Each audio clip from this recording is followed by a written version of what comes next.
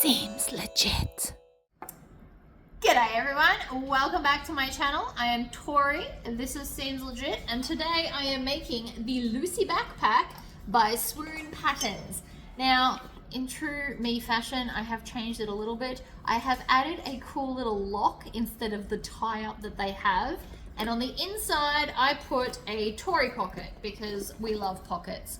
But apart from that, I did actually follow the pattern. I had it here off to the side checking it to make sure I was doing it the way I was supposed to. But this is a nice roomy bag. Oh, I also did cargo pockets. I have issues sticking to patterns, but the pattern pieces are the same, so that counts. It's also got a zipper pocket on the back, and the pocket is the full size of this back piece, which is lovely. Adjustable straps, and a cute, glorious flap. So if you want to see how to make this, let's get started. Alright, so I think I have all of my pattern pieces and I've got my hardware here. So we will see how we go. These are the straps that I'm going to do. So because they are vinyl, I have cut them half the width that they suggest. If you're doing raw fabric, like a cotton that frays, you're going to want to fold it in half and then tuck both sides in again. But I don't need to do that because it is vinyl and won't fray. So I'm just going to take some double-sided tape and put a stripe right down the center. Now I'm eyeballing the middle. This comes with practice. If you can't eyeball the center, what you want to do is you want to get some, like a pen and a ruler, and actually mark the center until you get used to it. The other thing you're going to want is a little roller. This is a little plastic roller. You can also get rubbery ones. They sell them at Spotlight. This is from Temu. It was like a couple of bucks. It's awesome. Whatever you have access to. And so then I'm just going to peel off a section. Every time I peel the whole thing off, I tend to stick it to the table. So I have decided we only do it in sections, and I never start at the end. I'm going to start kind of roughly in the middle, and I'm going to finger press them to the center, squish them to the middle and push down. And then once I've done a section, maybe a little bit bigger, this comes with practice. If you go back to my older videos, you can see I used to be really crap at this, but it does get better. Then we're going to grab this and we're going to roll up both the edges. Now because this one's little, I have to do both edges separately, but if you've got a wider one, you could do both at the same time, which would probably save time.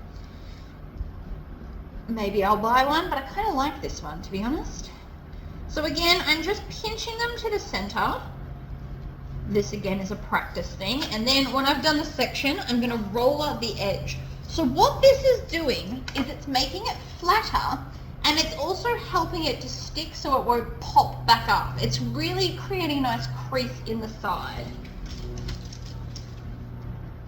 So again, to the center. This is a practice. The way I'm holding my fingers is literally this. So it's kind of pushing against this, and then these two are bringing it to the middle.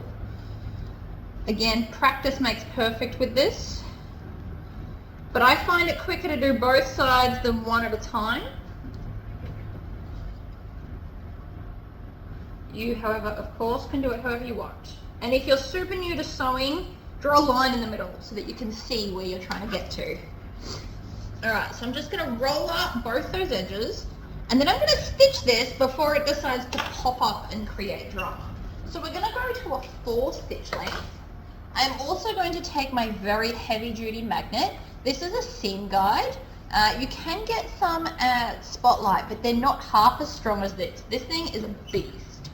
So what I want to do, and I like to do it from the back to be able to see, you want to stitch right next to that middle line. So I kind of place this in, and then I put my magnet where I want the seam to be, like so.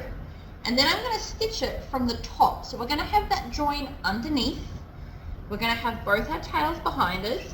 Now, according to the instructions, you are meant to hold on to your tails, which I never do, but it is what the instructions tell you to do. So I'm going to stitch forward and back just a few stitches. Put them over there, and then I'm just going to use this hand to push up against the seam guide, and off we go.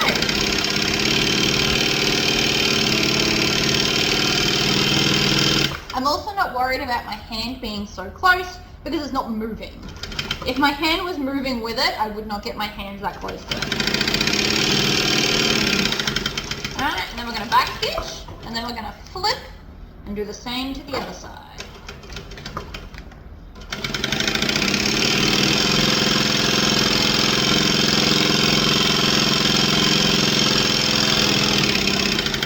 Alright, get to the end of the back stitch.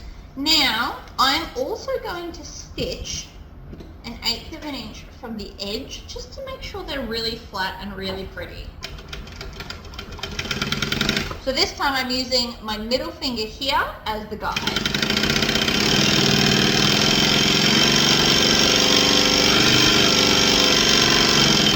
I'm also a bit of a hoon. I like to go fast on my machine. So once you get it all lined up, you can go pretty fast. Sometimes slower is more crooked than fast.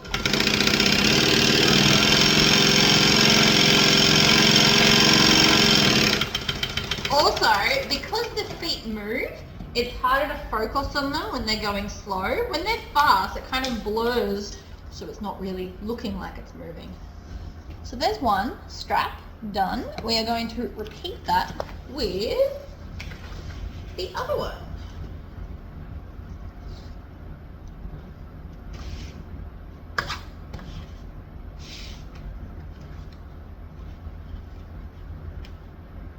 The end of this is curly because I roll my vinyl up to avoid creasing, but sometimes it does result in a super curly end.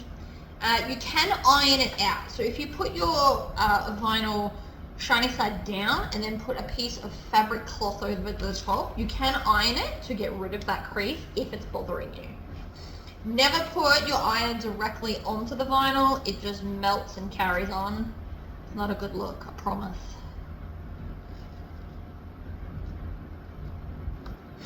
Alright, let's squish a section and then we'll roller a section.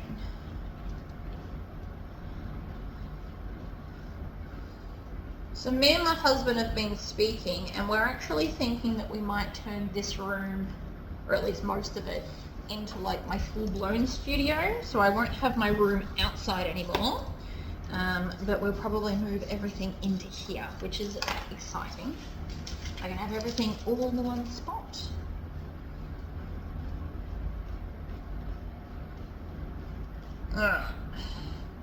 It'll probably mean I'll have less time to read because I'll be too busy prepping and sewing, but that's okay. Alright, so again, roller it. Even though I'm going to sew it right now, it still just helps to have nice flat vinyl. So under we go, stitch, back stitch,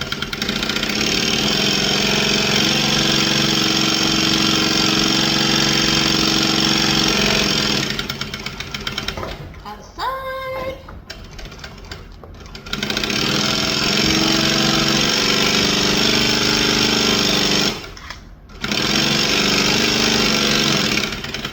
oh, I wonder if this thing's coming undone. The vibrations always undo that. It's the worst. Alright, and then we're going to do an 1/8 of an inch from the edge because it's pretty and because we did it to the other one. So whatever you do to A, you have to do to B.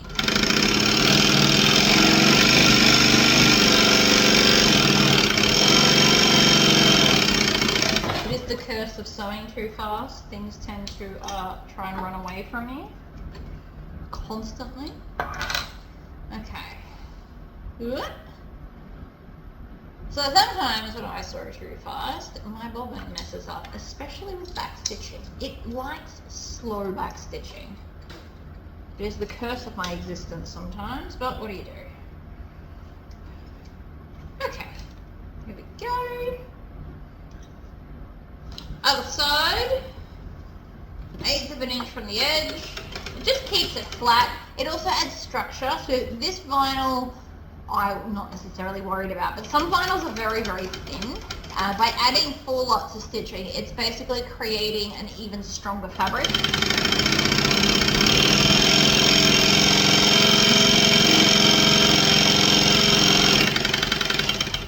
Nice and slow with the back stitching so I don't break the threads in the bobbin. And then we can take the guide off and it can go back to holding my snips. Voila, straps are done. I always like to do them first because I did put a new bobbin in for this video. So the straps can just sit to the side. I'm also going to grab this. So this is what I'm going to be using as my cord. I probably don't need it this long, but that's alright. So what I'm going to do is this time I'm going to take some skinnier double-sided tape. So this one is 1/4 inch or 6 millimeters, depending on how you measure things. My brain's starting to learn to do both, which is nice. And I'm going to put this mostly to one side. We're only going to do a single line of stitching on this. I'm going to fold this in half. So instead of having the joint in the center, I am going to just put it on the side because it is so skinny. Now this is not part of the pattern. They have a fabric one. This is 3/4 inch, and I've done the full width of the vinyl because my theory is I can cut it down later when I need to. So with that being said, I'm now going to put the side with the tape away from me, and then I'm going to peel off a section and then fold it in half and stick it down. Now this is going to be fiddly, so just be warned. We're also going to want to use our little roller on this 100%. We want to really make that crease, otherwise it will just pop up. I've played this game before. You also want to, when you're folding it, don't hold it because you're likely to pull it and then it goes on a bit of an angle. So you'll get to the other end and it'll be crooked and you won't understand why. So I'm not so much holding it, as I'm actually using my thumb to push it back towards itself. So my fingers are pulling it, my thumb's pushing it, and it should, in theory, stay even. And again, roller is your friend. Feel free to put quite a lot of pressure on it. You can't break the vinyl by doing this, and if you can, it should not be a bag because it's going to get a lot more manhandling than what we're currently doing to it. So keep that in mind. If you're making an all leather bag, you should just buy the pre-cut lacing. Would work perfectly for this. I mean, you could also probably buy vinyl lacing. I don't know where from though. But if you didn't want to make this, you could absolutely do that. Again, making sure, see how nothing has lifted yet? That is because of the roller. I can promise you that. Pop that in the bin. You should always have a bin handy. See, I pulled off too much. I should not have pulled it all off. It is most likely now going to stick to the table. It's a bad habit of mine.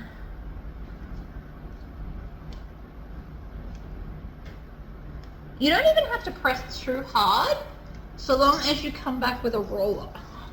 The roller creates the crease and helps push it down and stick it to the thing. Now I'm just going to switch to the other end. That will ensure that it's straight, and then work my way backwards. If you wanted to as well, once you've stitched this, you could edge coat the edge of this. I probably won't, but you absolutely could. I know some people that colour this in with a Sharpie before they fold it. Another option, although I do find that Sharpie tends to wear off onto me. Could just be my skin, who knows. Alright, so see how it's also a bit twisted? Once we roller it, it should be much, much less twisted. Should be, isn't always, such as life. So, tail's behind us, and then I'm just going to pop this under, and I'm going to stitch pretty close to the open edge. And this one's probably going to be a bit slower than the other one. There's not a lot of wiggle room here, nor is there a lot to kind of grab onto. And my fingers are very close to the machine. But since I'm not moving them, I'm not worried. Wow, I'm a little worried.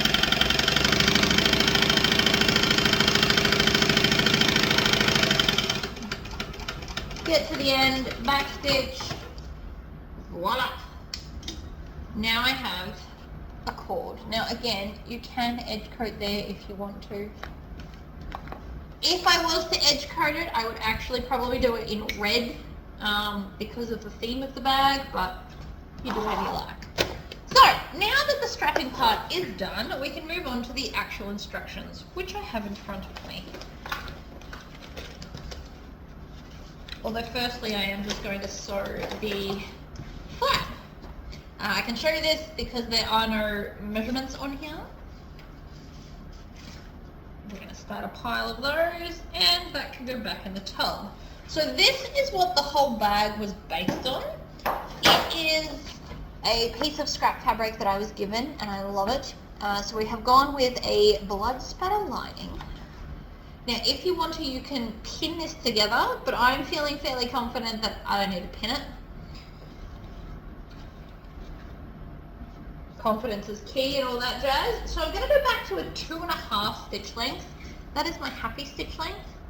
And then I am going to, what is the seam allowance? I think it's 1/2 inch from memory. I'm pretty sure they're all 1/2 inch maybe? I don't know. We're going to do 1/2 inch anyway. All the way to there. So I'm going to do 2 steps, 2 stitches forward and then a few backwards. And then around we go. Pivot with the needle down. I happened to stop at exactly the right spot. That was a fluke. Oh, maybe it wasn't a fluke. Back stitch. Probably not that fast, as you are likely to annoy your bobbin. And then I'm going to take my zigzag scissors. These are called pinking shears if you're looking to purchase them, but I call them zigzag scissors because it's fun. And then we're going to cut off most of that excess. Now, right now is the time to think about where you're going to put your tag. I was going to put it on here, but I actually think I'll put it on the body of the bag because I just will. But in the center of the flap is also a good spot, but I'm going to put mine off to the side when you're looking at it to the right on the vinyl body of the bag. This is going to move around a lot and I would hate for anything to happen to it. Now I'm doing my bag a little bit different. They have a strap that you tie the bag up with. I actually have a fancy clip which is not in here for whatever crazy reason.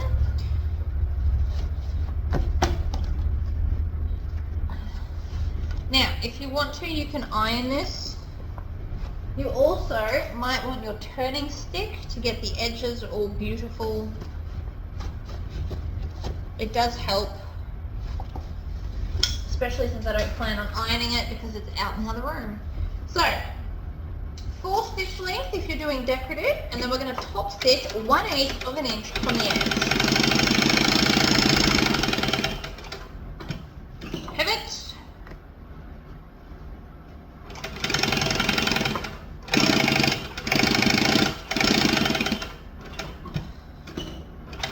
Fingernails are very helpful. Turns out I grew myself some this fortnight.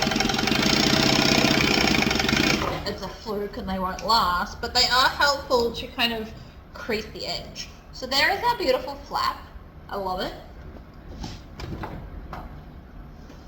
Next we are going to the back piece, I believe. That's a front panel. Where's the back panel? Here we go. So I've already ironed on my stabilizer. So those are separate pattern pieces, and you just kind of center them and they look amazing. And then I need to get the instructions to know what I'm doing. Alright, I have drawn a line as to where the pattern says, and then we need to cut this into 2 separate pieces. This is to put in a zipper pocket. So if you wanted to skip the zipper pocket for any reason, obviously don't cut this in half. Okay, so now I've got some zipper tape And we are going to put the zipper tape right sides down. Now, they did actually cut a larger piece. This is actually just the piece I had in my drawer. So I haven't cut it to size at all. But it likes to have it hanging over. And I assume that's because it's on an angle. So we're gonna put right sides down and add some clips. I love these clips. And then we're going to grab one of the lining pieces. You were supposed to cut this at the dotted line of the pattern. And then we're going to place that right sides down. And I am actually going to twist all of the zips so that they face the exterior. The reason for this is I like the lightest fabric to be on the bottom when I sew. So we're going to go back to 2.5 stitch length. We're going to start here and stitch 1/4 inch.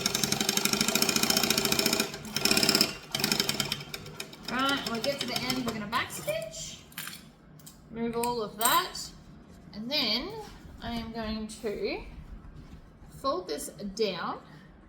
Now you also might want to use your roller for this because we want to get a nice crease here, but we're going to roll it and fold it in half and then top stitch both of them down. And this just helps put the crease in it a little better. Now I'm going to go back to a 4 stitch length, top stitch,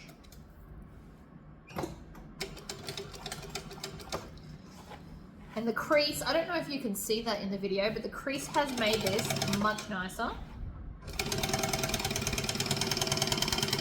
And I am top stitching 1/8 inch. Now the reason I didn't cut this down any further is because whatever was left was not going to be enough for me to do anything with. If this had have been a piece that would work better, I probably would have made this exactly at the edge, but that's going to be rubbish no matter what. Nothing needs that tiny amount of zipper, unfortunately. So with that done, we're now going to grab our other pieces and we're going to line them up so that they are centered. So no matter what it looks like, they look even like that.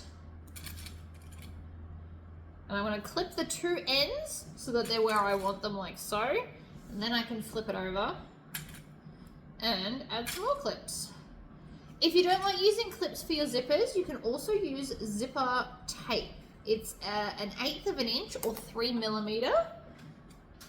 It is quite skinny and perfect for zips. So if you have a problem where you get ripply zips, this is for you. I don't have any at the moment. I did used to sell it. So then again, we're going to line this up and then I'm going to slide it up so that it's centered. And you might be like, why are you doing it so weird? And the answer is because if you sew it wrong, you can very easily get it off kilter. And then you've got to undo the zipper and try and put them together so that they're even. And that's just not a fun game to play. So back to 2.5. Now, if you don't like changing stitch length as much, what you could have done is top stitch this section after we put the whole zipper on.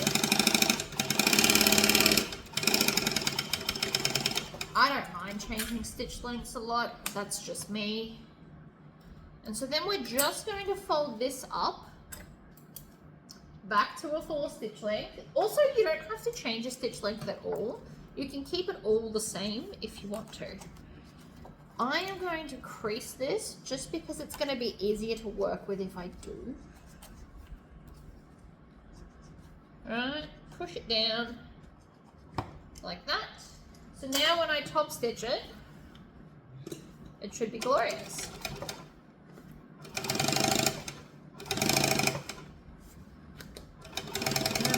Sure we're stitching down that vinyl, right, so that it'll sit nicer. Voila, look at that. Now we just need to install our zipper. I'm using this really big chunky one, partially because if I wanted to I could add a little dangle from this. So we're just going to split the zip, and I probably put mine on differently to most people, but I'm going to pinch it with my thumb and my middle finger and then basically put it in halfway. And you can tell halfway by the zipper tape part at the side. Put it in halfway, and then we're going to take the other half, and then I'm going to squeeze underneath to lift it or drop it that tiny bit, and then push down with my other finger, and it should go on beautifully even every time. It's a gift. Takes practice to get that good though, I promise. I was not just magically good at it. I'm also now going to stitch the zipper shut at both ends to ensure that the tape doesn't, you know, distort anything.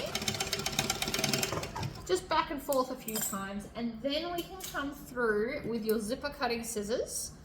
Mine are these very fancy Class A ones, but I always cut at the back of the scissors to make sure that I'm not blunting, you know, the fabric cutting part. If you did it at the end, you'd find your scissors blunt very, very quickly. So, if you want to, and I probably am going to, we can stitch all of these together. What I'm actually going to do though is just stitch the two linings. See how one's longer than the other?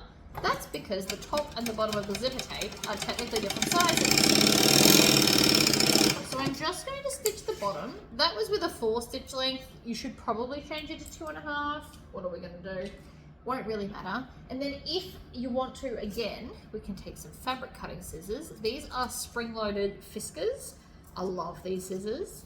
My hand does not hurt after cutting with these all day. So if you have problems with your hand, these are for you. Amazing. No, this is not sponsored by Fiskars. I just really like the scissors. So now the bottom's sealed and the sides will get sealed because they line up. If you want to, you can baste it in place. But basically what's going to happen is when we sew the other parts of the bag on, it will catch in the seam. But since I like to only ever use one, I'm going to go 1/8 of an inch and just stitch it in place. Within the seam allowance, you don't have to do that if you don't want to, but it just means that now everything is one piece and it might be a little bit easier for you to do. Also, try and trim your tails as you go. You'll have less trimming at the end of the bag. You don't have to go around and like remove a gazillion stitches. So that is that piece. Let's check the instructions. I'm trying to follow instructions mostly. We'll see how we go. Alright, so now we're going to add our straps, apparently.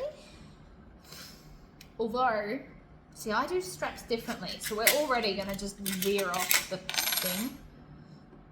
I'm going to install the strap adjusters, just because I'll find it easier. So we're going to go around the center bar, like that, and then you can either add a rivet, or I'm going to do what's the barn door. So the barn door is when you go across, diagonally down, across, and then diagonally up, and it looks like an old school barn door, which is why it's called that. And no, I did not name that one. I feel like it's just general consensus that that's what it's called. So we're going to go across and then across. And if you ever have trouble, if you're doing this and it's bulky, you can always just reverse. I am not as good as reversing. Sometimes I go a bit wonky donkey. But that wasn't too bad. And then I'm going to just trim off all of those little bits and sweep all of that into the bin. So that's one. And then the other thing I'm going to do is I'm going to put on one of my D-rings, or rectangle rings, sorry. And then I'm going to go up, down, and through. And so now that is ready to attach. I know that might seem crazy, but trying to sew this bit at the end instead of the start is always more tricky, I find. Also, these have a bit of a curve to them, so you want the curve to be going up. So it's convex, not concave. And the way that you remember convex and concave is like in a cave. It's literally how my brain remembers it. So, under we go. Stitch a few forward and then a few back. I'm going to go backwards in here so that I don't hit the hardware. You can also change feet to get closer to your stuff if you so desire. I have a different foot, so if I need to get closer to the hardware, I switch to that foot. Not super important for this. It's not going anywhere. But each to their own, I guess. I'm not the boss of you. If you want to change feet, you go right ahead.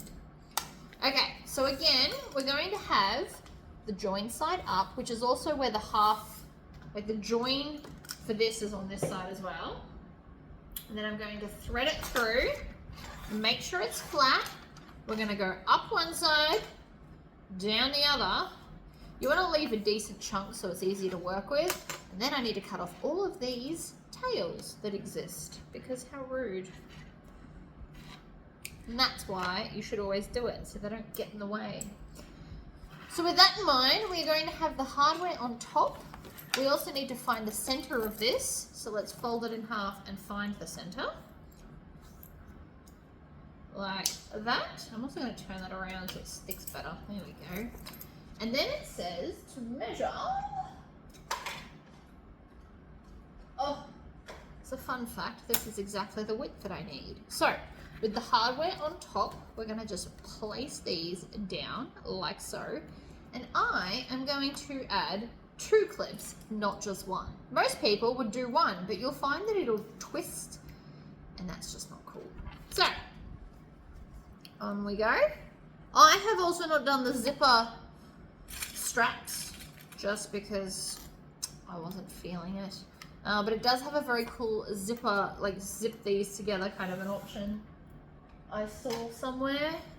So with that now done like that, I am going to, within the seam allowance, start on this one, back stitch, and then it's just as easy to sew all the way across to the other one. I have done that at 1/8 of an inch, so that you won't see the stitches, but they are very firmly in place. I am not worried that they are going to come off. Just saw another tail. Should really take my own advice and fix it as I go. So that is now your straps attached. Very cool.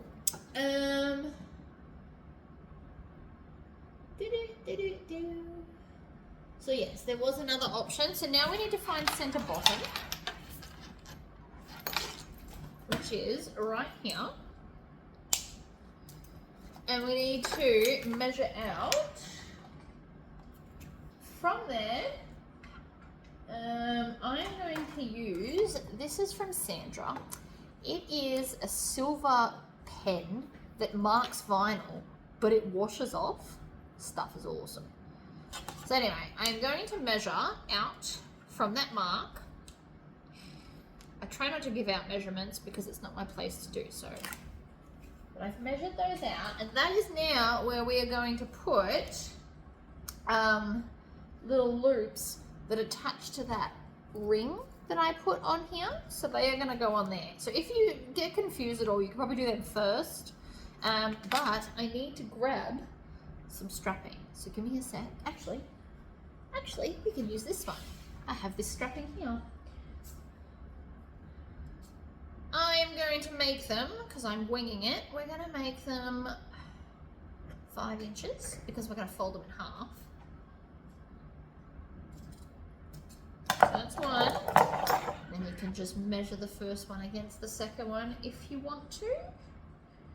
Now with this stuff, this is kind of a binding, but kind of not. I use it as a binding, but it's not the herringbone style. It's a bit thicker and a bit more tricky to work with, if I'm honest. Now, I have to do this under the table because the fan keeps blowing out my thing, but I'm just going to melt all of these edges so that they don't carry on like a pork chop, because otherwise they will. And the last thing you want is for this to fray over time and break within your bag, because then you'd have to pull it apart and fix it, or if you sold it, people will think that you don't have a high quality product, which is a lie. It's just this really does fray a lot. So keeping this flat like so, we are going to loop this up and in like that. Now if you want to, you can stitch up and across. I think I will, because it looks pretty. Line up the bottom, and then I'm going to just stitch it 1/8 of an inch. This also looks really pretty if you're doing a contrasting color.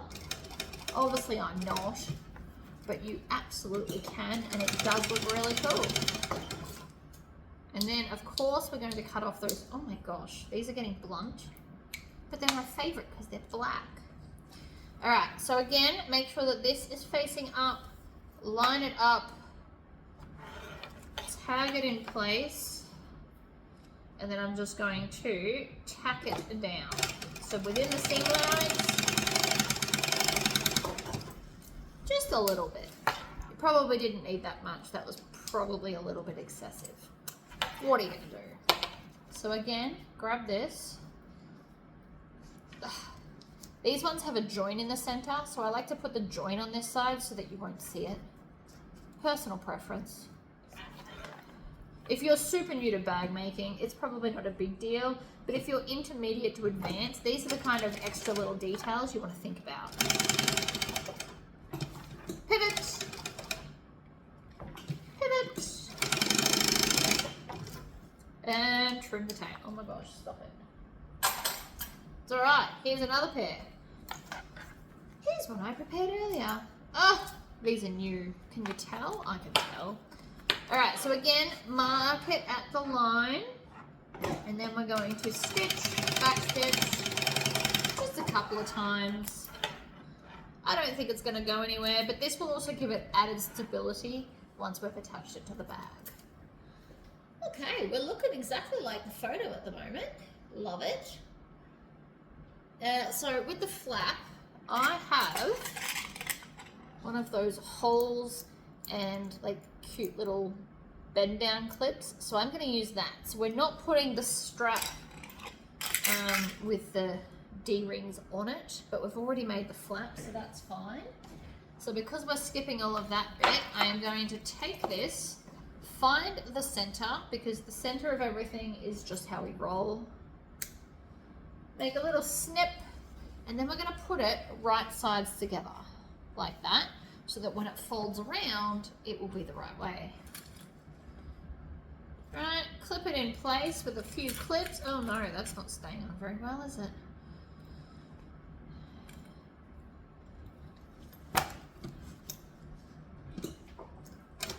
Stitch, back stitch, again within the seam allowance. And I'm just going to stitch all the way across. It holds it in place. Voila! Oops. Oh, cut off the tail. Honestly, try and get them all as you go. We're looking like the picture. I love it.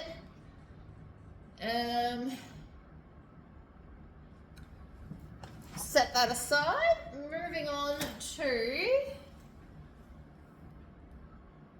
I don't know. What are we up to? Oh, let's grab the... I don't know. We're going to grab our front panels, of which there are two. And I have done them different colours for a reason. I think it'll look cool. Because that'll basically look like that and that. And then the flap will be kind of over the top of it like so. But I am going to put them this way so that I can put my tag on this one. Also, this glows in the dark. Who doesn't love glow in the dark? Gives a little extra something. Now, according to the pattern, we are to take our pieces and moving the flap out of the way, we're going to stitch them to the sides like this. So,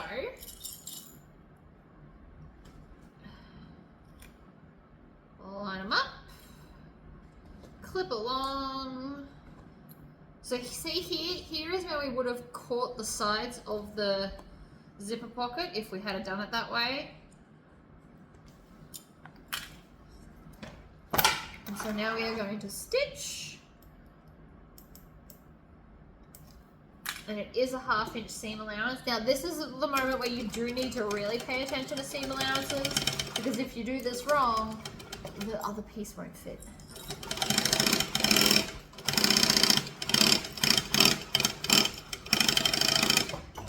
Alright, make sure you backstitch. Trim those tails before we go any further, that way you won't forget. And then I'm going to top stitch on this piece. We're obviously not top stitching on the other one because the zipper's there. You don't want to top stitch over a zipper. That is weird and pointless. So, 1/8 of an inch. I'm going to go up to a 4 stitch length, back stitch. Down we go. Try not to knock everything off your table. We're also making that seam allowance, that the seam allowance is under where we just sewed. It's going to make it sit flatter, the top stitching looks nice, everyone's a winner. Then we're going to repeat all of that with the other piece, which is this one. I'm going to clip it in place because I like clipping things in place.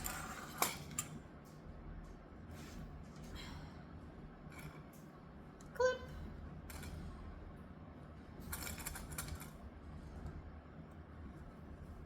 It's a lovely day here today. Right. Clip it down, making sure all of the stuff is out of the way. Joining stitch length of 2.5. Stitch forward a few stitches, and when I say a few, I do mean 2 or 3. Anything more than 5 is just a waste.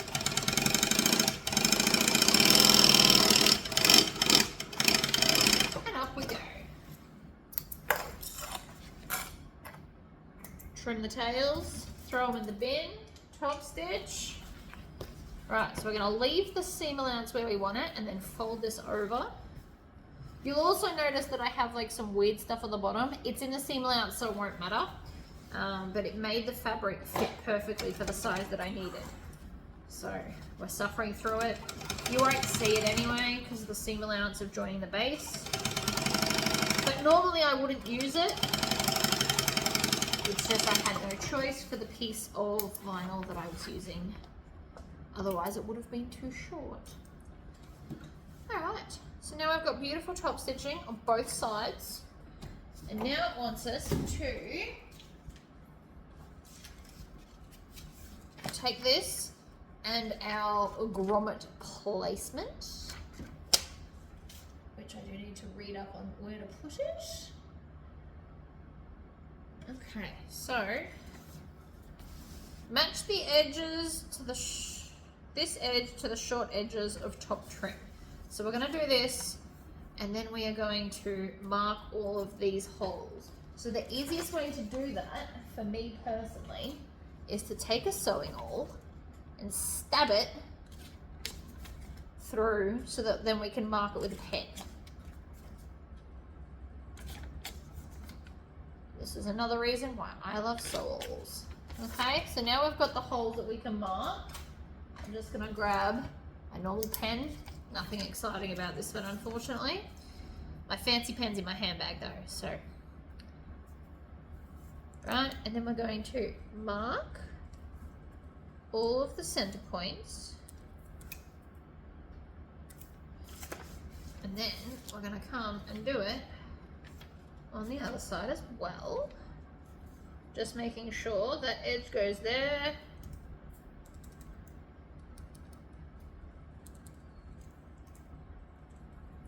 Like so. So now we have the grommet marking point, so we can pop that down. We will do that later, I should think, because we're going to have to do all the layers. And then this should line up with this whole top edge. So I'm going to start at one end. Oh, why is the green one going in there? I have so many clips now that the black ones are what I sew with and the colourful ones are what I clip pattern pieces together with. Am I crazy? Probably. Alright, so we're just going to move along, clip it together. Make sure you're not pulling and stretching anything. Lots of clips are your friend. Don't be afraid to use all the clips of the universe.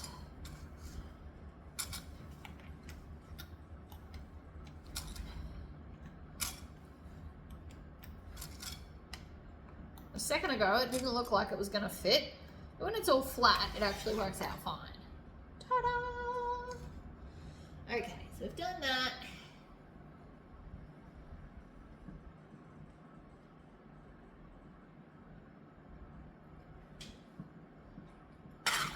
Move that. Wait, am I meant to fold this over? I should really... Okay, after consulting the instructions, I probably should have put these on the other side, on the outside, so that I'll be able to see them. So, I will do that, but after, because I've already clipped it together and I am not removing it. So, grab our bowl, seam allowance, and go. Stitch, back stitch.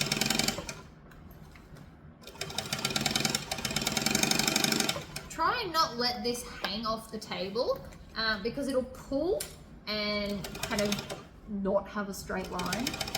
Nobody likes that. So again, over we go.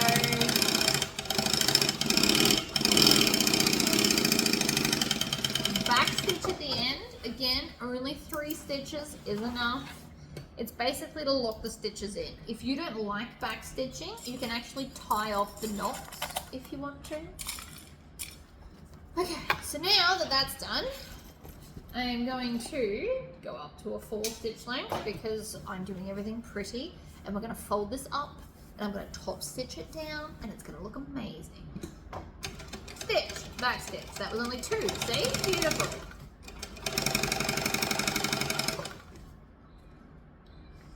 Do I want that up too? No. Things to think about, but no, it should be fine the way it is.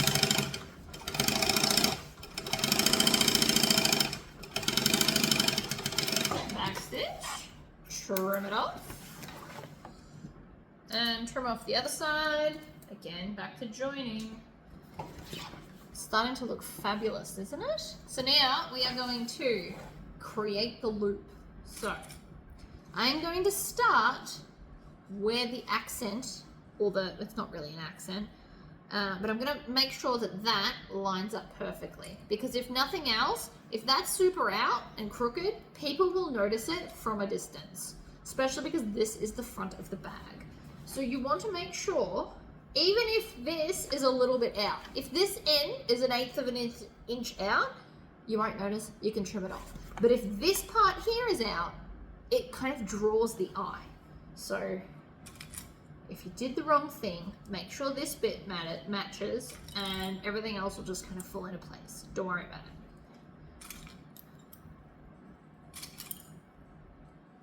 Now I plan on top stitching this seam, which is going to be tricky, but we will get to it. So we're going to stitch and back stitch.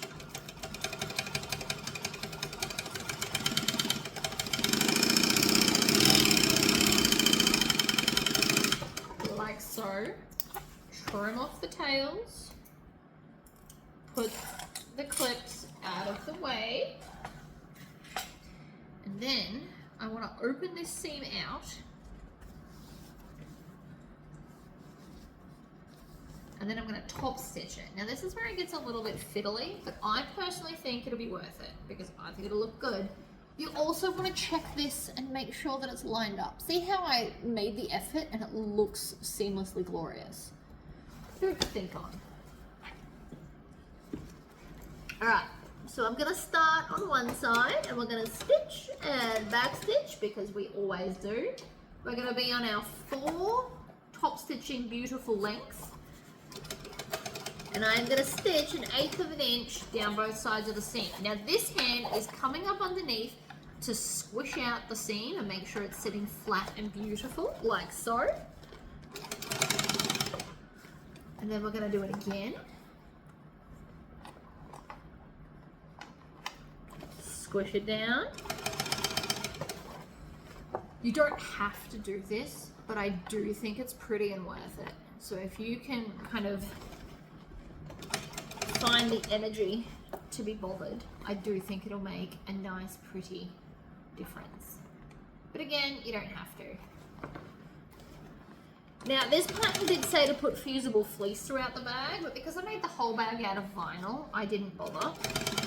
But if you want a firmer bag, then you should probably do that. So now I'm at the end. I know you can't see, but we're stitching and back stitching. And then while we're already in here, we're just going to flip around and top stitch the other side. Now, this side should be easier because all of the bunching up is now at the back. And we're going towards less bunching up. So logically, it should be easier. Still worth doing though.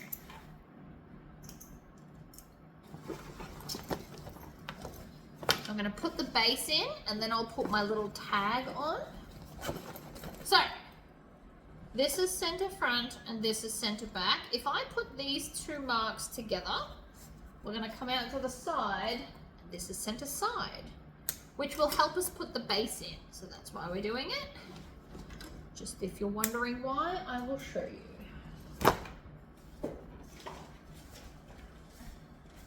Grab our base. Here's mine. We're going to fold it in half. Now, if you wanted to put base stabilizer on here as well, you absolutely could. I'm wondering if I should have. What you should do though is you should cut it half an inch less all the way around so that you don't sew the base stabilizer into your seam. Base stabilizer is quite tricky and I don't like to have to try and bend it. It doesn't like to be bent. The whole point is that it's super stiff. So if you add it to your seam allowance, you might find it's much trickier to sew than what you originally anticipated. So whatever your seam allowance is, you just take that off around the whole thing. If you want to. I'm not your boss, you don't have to, but it's my suggestion. I'm like, do I want it on there? Nah, it should be alright. No, I am. I'm gonna go and I'm gonna cut a seam allowance, a piece of stabilizer and iron it on because I do want a nice solid base on. We are all ironed and fabulous. So now we are going to clip it together. So I'm going to start with center front or center back. Whoa! And then I'm going to have the clips facing the base piece. You can also sew it the other way. You can also sew it half and half. Sometimes I find that easier too. So center back, clip it together. You just want to work your way around. And then, so now that we've got like mostly here, I'm going to come and match up the side points. And then, because the base piece is solid, you should just be able to kind of shove it down and it perfectly lines up. You'll get a little bit of bubbling in the edge. That is normal. See, look at that. Beautiful. So then we'll do the second bit. So we'll grab this, push it down, and the base stabilizer is pretty much the seam allowance. Got some chronic hay fever happening today. I apologize for any sniffing. Alright. Again, center point, add a clip. Usually want to add more than one before you move on. I like 3. 3 is my magic number, just to stop everything from shifting. And then join those edges together. And then add some clips.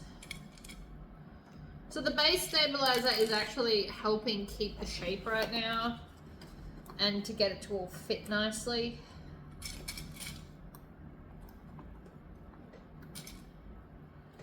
There we go. Beautiful. So lots and lots of clips to hold it in place. Now I personally always like to start on a straight bed. I find that easy. So what we're going to do is we're going to squish the bag down. Don't be worried about manhandling your bag. It'll be fine. Then stitch, back stitch, lock all those stitches in, and then we're going to just slowly stitch right next to the base stabilizer because that's our seam allowance. It's made it very easy to see where to stitch. Right, round we go.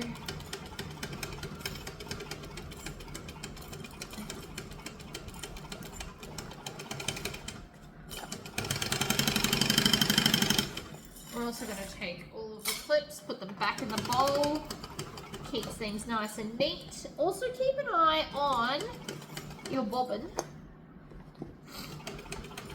For I have done a lot of stitching of straight lines and we might run out soon if we're not careful.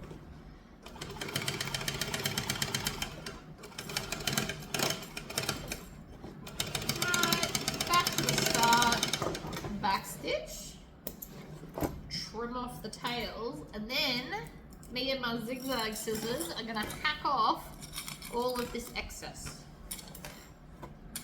Also make sure that you stitch both sides and it didn't move too much. Sometimes it has a bad habit of moving and then you'll miss bits.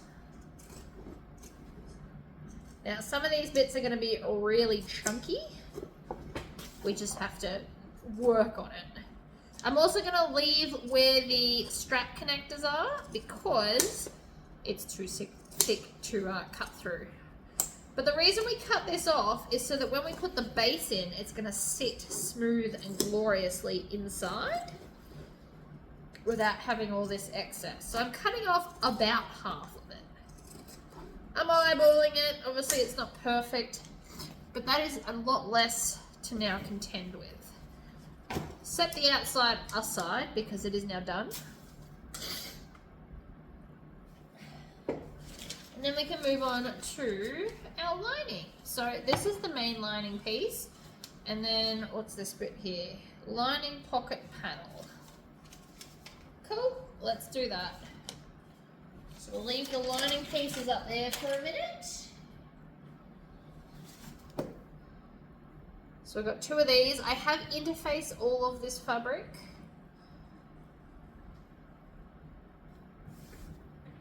Now, because these are the same size, all I really need to do is top stitch this top edge, flip it over, unless I want to turn it into a cargo pocket. So if you want it as a cargo pocket, you need to leave a gap at the top and then stitch all the rest. And then, well, actually, no, you don't even have to do that. You do have to stitch the top and the sides. The base doesn't matter. So let's do that. My brain's just thinking out loud. Always options. I'm going to do 3/8 of a seam allowance for what my plan is. So this will be a different pocket to whatever the pattern says. I regret nothing. So we're going to stitch the top and the sides.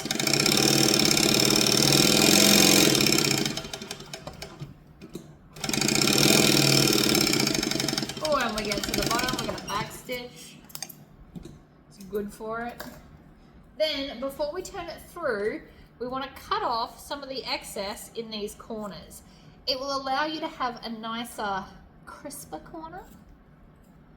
And you don't just want to chop at a 45-degree angle, you want to chop a bit more than that. Trust me on this. Never works out if you just cut like a 45-degree angle. You've got to cut more. So then we're going to poke out the corners.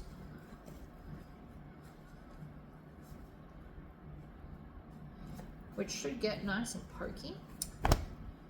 Then, if you've got an iron, you should probably iron this. I'm going to finger press it because practice makes perfect, and I've become pretty good at being able to finger press. And then we only want to top stitch the top edge. I'm not even going to extend my stitch length for this.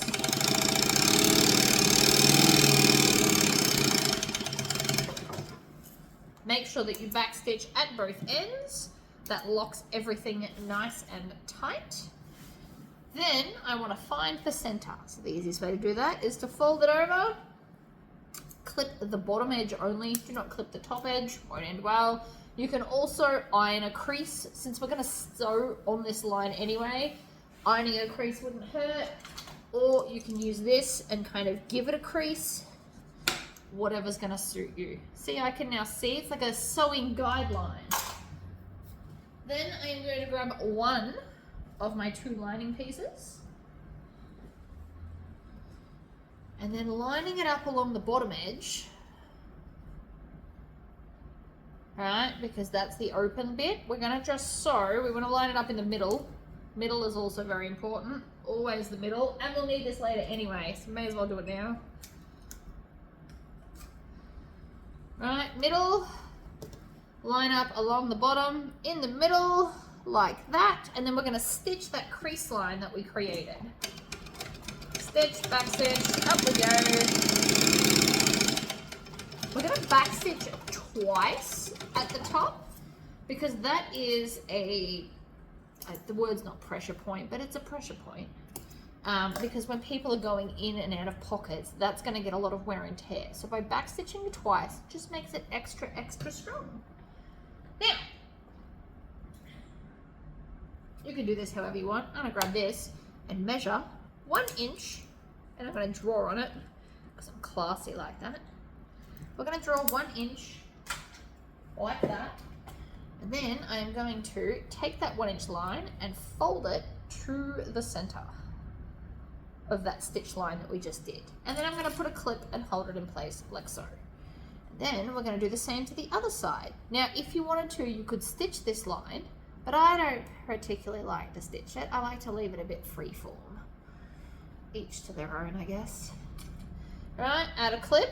Now, you can do this 2 ways. One, you can line this all up and then stitch all 3 parts at once, or you can stitch the bottom and then do the sides. I personally am a bit lazy, so we're just going to do all the bits at once. So we're going to get that nice crease like that. And I'm going to start here. We're going to stitch and backstitch. This to me just makes the pockets a little more useful. But you can put bulky stuff in them. Love me some bulky stuff. Alright, so that there. Make sure that that is pretty much, like pretend that the crease goes all the way up so that we can stitch the side. Like so. Trim off of the tails and on the back. And we now have 2 tall, beautiful cargo pockets. I love how that looks. Each to your own. You don't have to do cargo pockets. You could just make it a slip pocket, which I'm pretty sure is what it originally was. And then I would put, if I was doing the slip pocket, I wouldn't put a divider in the center. I'd do 2/3 and 1/3 so that the bigger pocket can fit something like a book or a Kindle, although I reckon you'd get a normal sized Kindle in there anyway. And then you've got a smaller section for like pens or muesli bars or whatever you carry in your bag. Now this side you can also do a zipper pocket if you want to. I'm not going to. Actually no. If I do a Tory pocket, I can turn the bag through the hole. Let's do a Tory pocket. Alright, Tory pocket cut, zipper. We can install our zipper pull. For the inside I'm doing a smaller, just a normal chunky zip. I call them chunkies because what else am I going to call it? It's from when I used to sell them. I don't do hardware anymore because there's not really space and it takes a lot of time to bag everything. Like a lot of time. And I'd prefer to just be sewing, to be totally honest with you. Or lasering, or a combination of both. When I'm not recording, I tend to have, now that I'm inside, I can have the laser going and sew all together. I like that. Alright, so we're going to find a center bottom of this as well. Now, if you want to help yourself line up your pocket evenly, fold it all the way in half, add a crease line. Crease lines are your friend. I never interface my Tory pockets, but that's entirely up to you if you want to or not. And I'm going to put the zipper pocket up pretty high. Not too high, because you've got to remember there's going to be grommets, but just pretty high, maybe a little bit lower. So if you want me to measure that for you, because I'm making this up as I go, it is 5 inches from the bottom. That looks good to me. So we're going to start in the corner. We only stitch the long lines of zipper pockets. Turns out if you stitch the short ones, it doesn't sit as flat and glorious. Right. Make sure that you back stitch everywhere, otherwise it will come undone and that's not fun for anyone, I promise. So I did 2 full stitches forward and then 2 back. Because again, you don't need a lot of back stitching, you just need some. Or again, you can tie them off if that's more your thing. So that's done. Now I'm going to fold it back on that halfway line And the reason I like to make sure that this is folded even is because when I cut this, you get a straight line. Look at that, that's pretty straight. It's not doing like weird angles, and we're pretty centered. And then when we get about 3/4 of an inch from the end, I'm going to triangle out those corners. Now, there's a bit of a debate about the corners. The bigger the triangle, the easier it's going to be to stitch down. If you do like a tiny little one, it's fiddly to make sure that it doesn't like poke out the wrong way. So a nice long triangle will just help you solve all your problems, really. But again, you don't have to. I just recommend it. I'm going to finger press both sides of this because again, no iron in here yet. Give me a couple of weeks, I have plans. And then I'm going to take my thumbs and push out those sides. And so now you can see when I top stitch around, see that? I'm going to easily capture that triangle because it's not, you know, tiny. Take from that what you will. You can do tiny ones, but I would then recommend to maybe glue or double-sided tape them down out of the way. Now I went with a red zipper on the inside just because of all the blood spatter. It's okay to do different colored zippers in a bag. You don't have to have them all the same all the time. I felt the black was appropriate for the outside because this red is not exactly the same as the vinyl, but I feel the red is the appropriate for the blood spatter because it just is. So the first thing I'm going to do is line up the zipper tape with the edge of the fabric and then put it in the middle. This takes some fiddling, right? You can also, again, use that double-sided tape to stick your zipper down where it wants to go, but I'm feeling confident enough that I don't need it. Now, you can backstitch at the start, but considering I'm about to go all the way around, oh my god, why? Something is stuck. Okay, so the zipper tape has gone down into the hole, which is why it wasn't pivoting properly. Never had so much drama with a zipper before. Right, line it up in the middle. Looks beautiful. Zip the zipper past where we're trying to stitch. That will ensure that it sits nicer.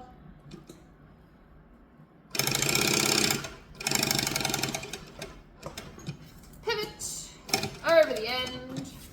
Pivot the other way. Back we go. And then when we get back to the start, I'm going to do 2 and then back. But again, you can also pull it through, tie it off behind.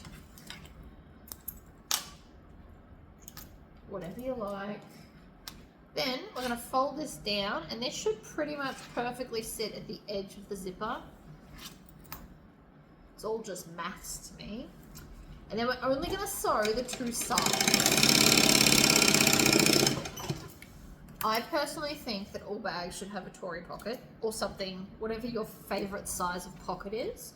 I add this to every single bag I make, whether it's my pattern or not, unless they have like a better size one for the pattern. Tory pockets for the win. So a Tory pocket is 8 by 12 inches, if anybody needs to know. Okay, so I've left the bottom of that open because we're going to turn the bag through it later rather than leaving like a side seam because I don't like that personally. Not my jam. Now, we're going to grab these and we're going to sew both the sides. So we're still on our 2.5 stitch length. Lining this up, under we go. Stitch, back stitch. Also want it to be even. And please keep your fingers out of the way if you're going to zoom through it like I am, because nobody needs to sew their finger today. You'll also notice I have not put the hardware on for my fancy closure for my flap. I will have to do that at the end because I don't know where it needs to sit. So I need to basically build the bag. Oh, see? Bobbin, back stitching. Did you see that? I saw that, jerk. So because the bag doesn't, oh, I used the whole bobbin. Because the bag doesn't normally have that hardware, there's no placement on the bag. So I'm going to have to kind of feel it out at the very end, right before I stitch the pocket shut. So I'm going to do another bobbin and then we'll continue. Right, bobbin has been restored. Makes me feel better that it wasn't my back stitching, it was actually just lack of bobbin thread. So we're going to stitch back. I do 3 holes, which actually only makes 2 stitches. And then now sometimes with this fabric it might bunch up, so you can apply pressure. Now you don't want to pull it as hard as possible, but giving it a helping tug never hurt anybody. Well, except that back stitching has clearly done something to my bobbin. See how it's got a loop? That is not good. And now it's come unthreaded. I should just stop back stitching, but we all know I won't tie things off, so we'll just continue to have this drama. It's operator error. Please don't think it's the machine. It is 100% me. I know it. I'm sure half of you know it, and yet I won't be changing anything. So we're going to take our base, which these are actually a slightly different size. So the exterior base and the lining base were a little bit different. So I'm going to fold it in half and then half the other way. And that way I can cut both of them and both of these at the same time. Bit quicker. Ta-da!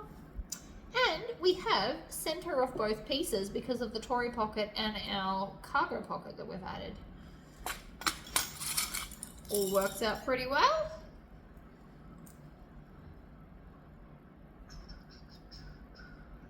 Actually, no. So this is not the pattern, but you might like this. I am only going to sew this straight edge here. I hate turning bags. It's usually a lot of drama, and your arms can get tired very, very quickly. So what I'm going to do is I am basically going to leave the whole bottom of the bag open, but I like to attach this to the whole straight bit. It does just make it a bit easier than trying to attach the whole thing later. This kind of gives us a start point. So I'm going to leave it like that, and then we're going to turn it through the right way. And so when it's time to turn the bag through, the whole thing will go through there, and then I can fix it through the Tory pocket. So let's grab our bag, and we're going to make sure that the flap is in. Now, the other thing I need to do right now is I'm going to use a sew awl, and I'm just going to stab all the way through where my marks were for the grommets. Now, oops, that wasn't meant to happen. This will be enough because we're actually going to cut out the whole section. I love my grommet cutting things. Right, there, beautiful. So now I'll at least be able to see the points. I don't have to worry about anything wiping off. Now, I always like my zipper pocket on the back. So where the flap is, which is here, I'm going to have the flap and the back panel touching. Oh, and the other thing we're going to have to do, actually, is find center, front, and back, purely so I can then find center sides, so that I know where the side seams are going to line up. This is just going to make it easier to clip everything evenly. It's nice to have things even. Shove all of that in. Center side at center side, which is here.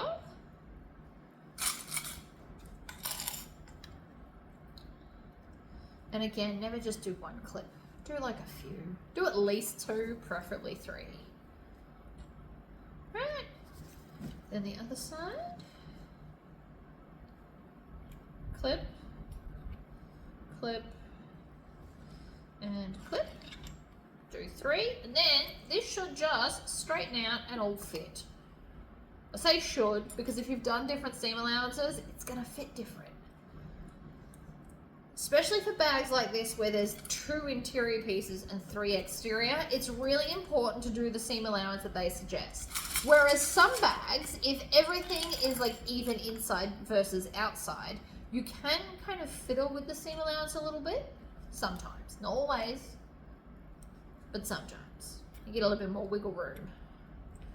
But if I had have done 3/8 of a seam allowance, this would not be fitting so well. So, with that said, we are now going to stitch. You could do this seam allowance less, but I won't be because then the flap won't reach down as far. We're just going to bring it down and around. I know you can't really see, for that I apologise, but I'm just keeping it straight and flat in the immediate sewing area and essentially ignoring the rest.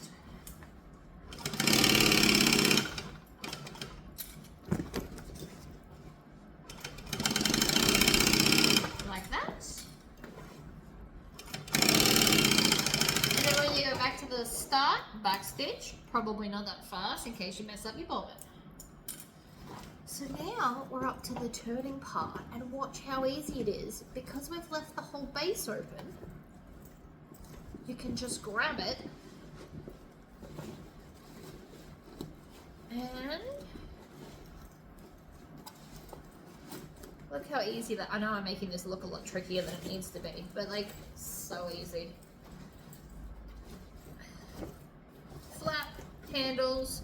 What's making it tricky right now is the base, because I've got that base stabilizer and it doesn't like bending as much as you might think. Right, push out all the edges. It's essentially like a thick cardboard that I use, an iron-on cardboard. It's not quite that, but it's pretty close. Right? Oh, look at that. So from here, I will do up the base, and then I have to install a whole bunch of the hardware. So we're going to grab this part and this part. I always like to grab the 2 opposite bits and then just pull that part through the lining of the Tory pocket like that. Now I can do this without clipping it, but for those that are new, feel free to clip it. I am just going to hold the side point together and then make all of that fit.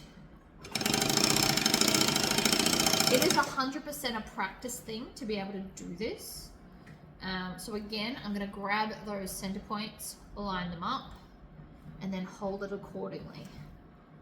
Do not think that you need to do this. By all means, clip it together, and then you can just easily sew around. I mean, or try and do it like this. If you are an intermediate sewer, learn a new skill. Do it without clips. Makes it a bit quicker.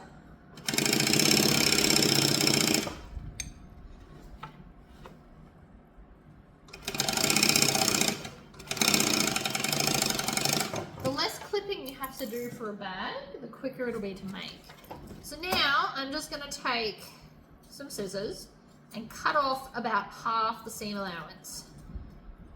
Why, you may ask? Because the bag will sit better, except they are the wrong scissors to be doing that with. Those scissors only like single layer, whereas this is right here will be my cargo pocket, which is why it's being tricky.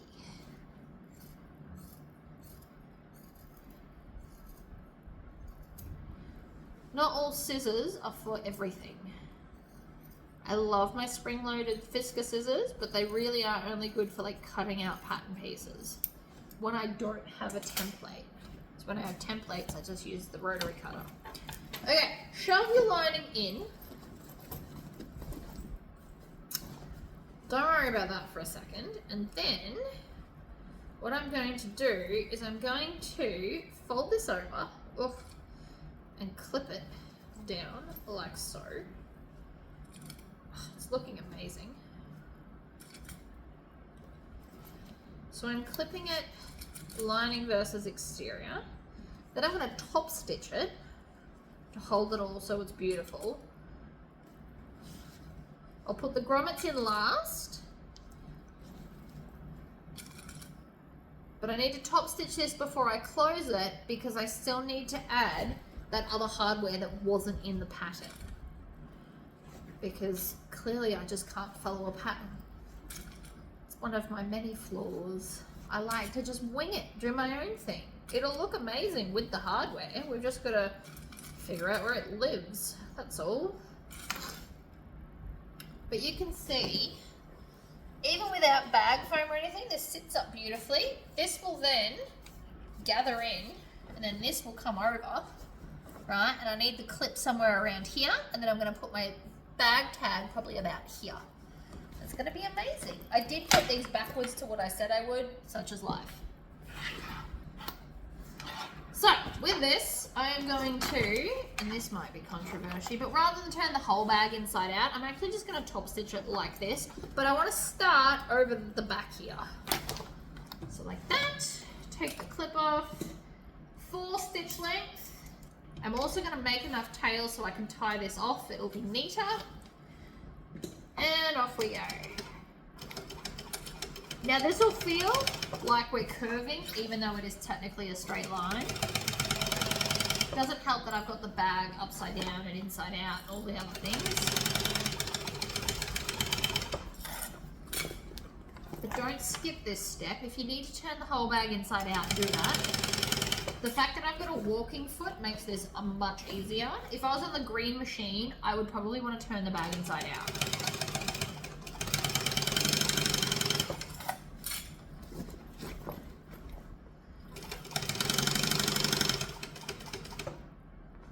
And then we want to go through that first hole, like that, and then pull, and then chop, and then we're going to pull all of those tails.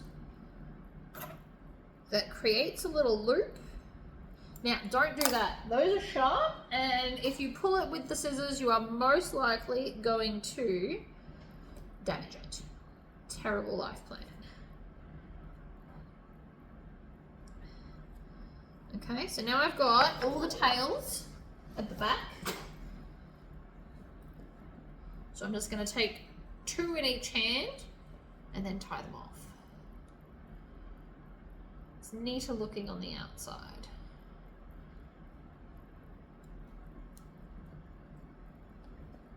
Alright, one more. Double 1 and 2 and then tie it off. Whoops, I missed a bit. Like so, and then snip. Done. You can also melt that down if you need to.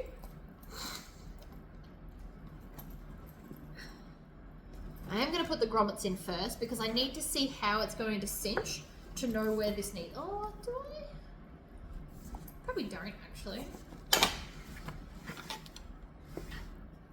So, I hate doing these, but I do think it's going to look amazing, so I'm going to suffer through it. So these are, you need to stab this through all the layers, and it's joined on with 2 little screws.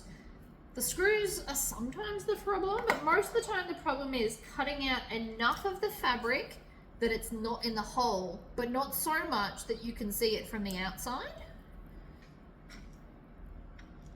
Right, so we're just going to pop those in there. Then I'm going to take this, and it should separate, and if it doesn't want to, you can stab something in and they push it apart. So this is what we need to do. So, need to find the center, so I'm going to fold it in half. Like so. Find the center, and we want it pretty low on here. Then I'm going to take that and I'm going to draw the inside and the 2 little holes. And then we need to grab a knife and start hacking at it. So I've drawn the basic shape of what we're cutting out. Now you want to cut on the outside of the line, and I like to leave like an extra tiny little bit of extra space.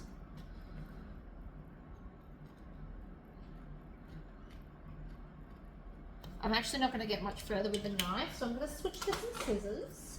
These are embroidery scissors. I love these. I don't even remember what brand they are, but they are amazing. They are slightly curved, and they have stayed very sharp for a very long time.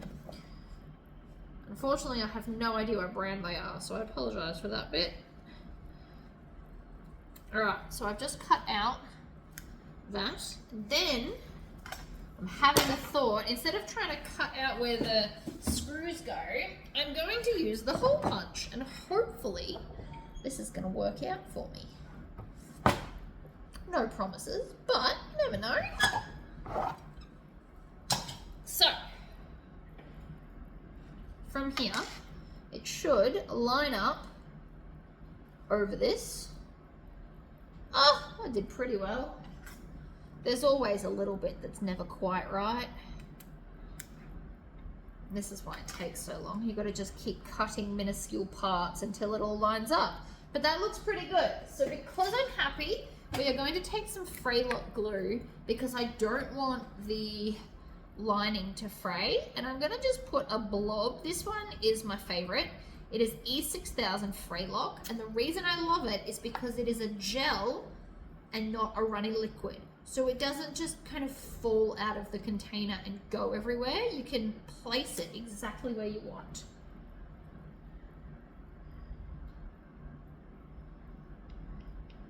It's like super glue. Everybody loves super glue, but they also hate it because it's runny and it gets everywhere. So this is more of a gel, and I just like it better, like a lot better. It's currently all over my fingers, but it'll be fine. It'll go away. Don't know where I just put the lid for that, so I'll deal with that later. I'm on a bit of a roll. I don't want to wreck my streak. So now I'm going to lay that down, and then the back goes on here. And then we grab our screws. Now this should be magnetized to hold your screw. I love this. Thank you again, Sandra. It is an amazing gift. And then we're gonna screw it in. Sometimes you'll have to do an extra little twist. But generally speaking, it should go in pretty well. Now, doing the hole punch for where the screws go turns out to be a great idea. So if anybody needs to steal that plan, that was great. You can get hole punches that'll punch all of these for you. Whoops. I don't have any, but you can get them. See? Voila. Then, from there, we're going to flip it over. And then we're just trying to figure out where to put the other half. So I feel there's good. So, I'm going to grab the pen that is erasable, and I'm just going to draw the oval, and that'll help me see the center. And then I can grab this, so it's just got two prongs, and then you put a gasket through. And so I'm going to line it up, do one there and one there. Make sure you put lids on everything, and then I'm going to put my hand into the pocket, pull the lining out of the way so that I don't stab holes through the lining, because we all know I've done it in the past. I'm trying to learn from my mistakes. So I've stabbed through that. We're going to stab these in. Grab a gasket, of which I have a whole drawer of them. So a gasket is basically a piece of metal with holes in it. And then, I know I won't be able to show you, but I'm going to place it over and in, and then bend the prongs down. And you want to try and get them as flat as you can. Gives them more stability that way. Like that. And so now, this will go over and push down, and look at that!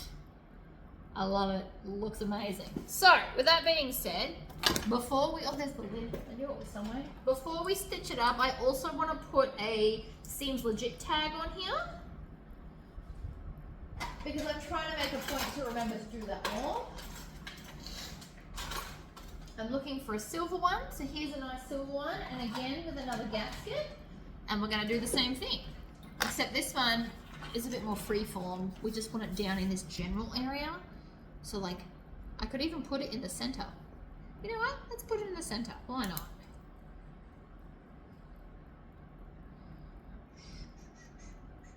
I know this is black on black, but if you've ever actually written on anything with black ink, especially vinyl, you can still see it. Now because it's vinyl, I don't need any of the fray stopper. Oh, funnily enough, I can't see the other side.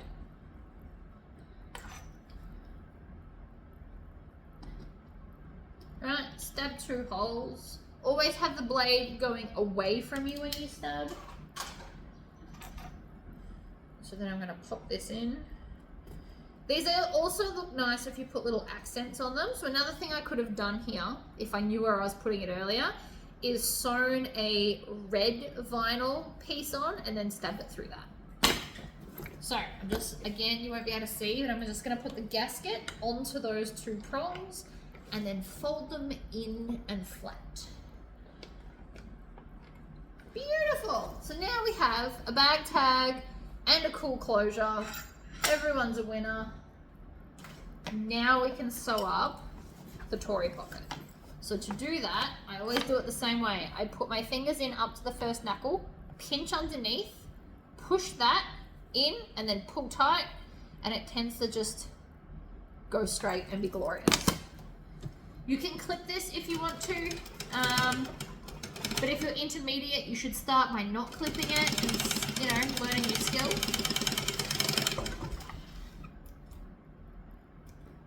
And if you want a Tory pocket template, you can get them from grommets. Because I literally put one in every bag. So we're gonna pop that in. I'm gonna stand up over the bag because that's just what I do. Push the lining down. So if you have a look, it's beautiful on the inside. And now we just need our grommets. So let me get all the stuff ready for grommets. Okay, so I have put in the grommet stuff for both of these. I've also got my grommets here. So what I'm going to do is I'm going to kind of hang this off the table a little bit. And then I'm going to look for the holes that I punctured. And I'm going to sort of pop that under, put the hole in the middle. And then you want to put your whole body weight on it. Hear that? That's what you're after. Now I like to do one at a time, so then I'm going to put the grommet, the pretty side, on the outside. And then these have, if you've never used these before, they've got like a bit of a curve. You want them to be like a mountain. Right? You want it to sit up. I know it looks like you should do it the other way, but trust me, we do not. Then we're going to put this in upside down and then squish it.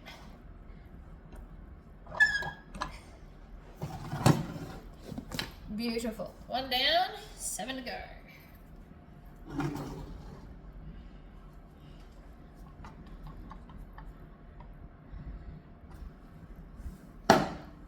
The reason I put my whole body on it is because it's easier than trying to muscle it down.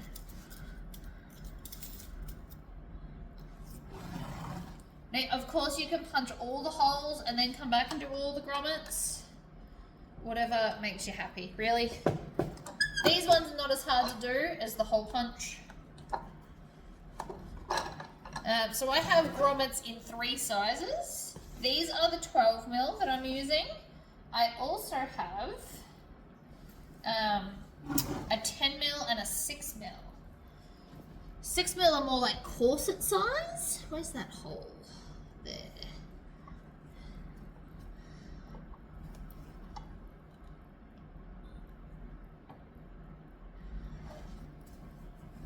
Body weight, it'll make a nice noise if you do it that way too, which is always lovely. Now because of the size grommets I'm doing, I also probably could have done thicker cording. Okay, so with this, come back here. You want to make sure that it's catching all of the fabric when you pop it under, right? So you put that under, and you want to make sure it's not stretched out of the way. So this is going to hold all the fabric in place. If you've got your lining hanging out of the outside bit, it's not going to do its job. So just keep that in mind. Hole punch right there.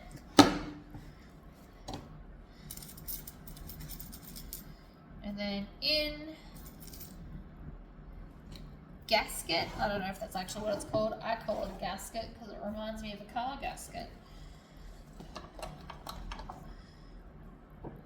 honestly, it can be called whatever it wants, so long as it works.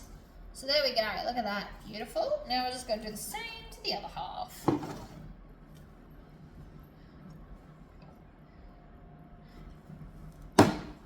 One.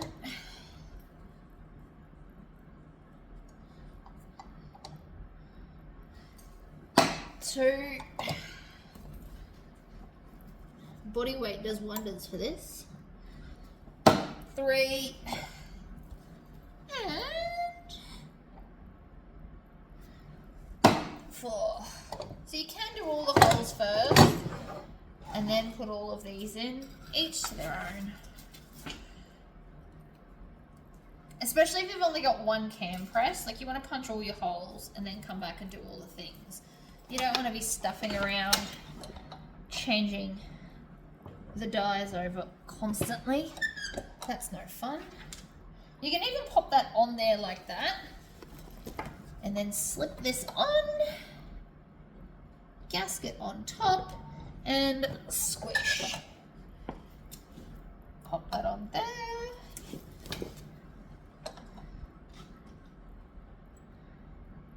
Gasket on and squish. Last one, and then we're all good. The bag is done after this.